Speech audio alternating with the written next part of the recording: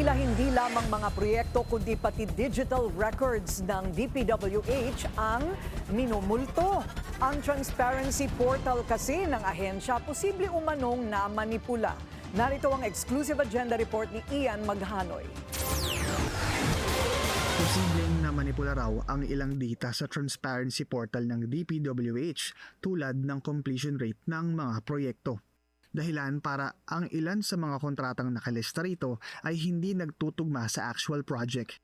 Ito ang kinumpirma sa Bilyonaryo News Channel ng isang mapagkakatiwalaang source mula sa DPWH Central Office.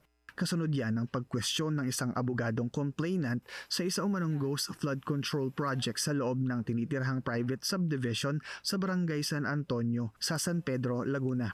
Nakasaad kasi sa transparency portal na 44% completed na ang kontrata pero wala namang kahit na anong senyales ng flood control project sa lugar.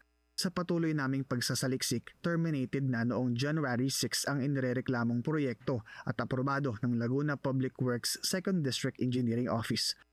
Pero giit ng complainant, posibleng maging ang termination of contract ay minanipula rin dahil hindi raw ito nagtutugma sa records ng DPWH Transparency Portal. Very surprising, no? It should not happen. Kasi tayo, dapat maaasahan natin sila. Kung ganyan, sino pa ang ating no? Kasi, I'm skeptical about doon sa, part na yun.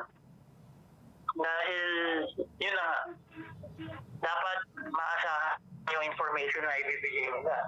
So, kung ganyan, ano na ang mangyayari sa atin given itong mga nangyayari sa DPWH. Sa ngayon, nagpahayag na ng interes ang DPWH Central Office na suyurin at imbestigahan ang inirereklamong proyekto sa San Pedro, Laguna. Vina-validate na rin ng ahensya ang Notice of Termination sa kontrata. Kasama rin sa reformang ipinatutupad ni Public Works Chief Vince Dizon ang pagsasaayos ng kanilang transparency portal. Para sa agenda, Ian Maghanoy, Bilyonaryo News Channel. Manatiling nakatutok sa Bilyonaryo News Channel. Sumubaybay sa aming social media accounts at mag-subscribe sa aming YouTube channel para sa mga bago at eksklusibong balita.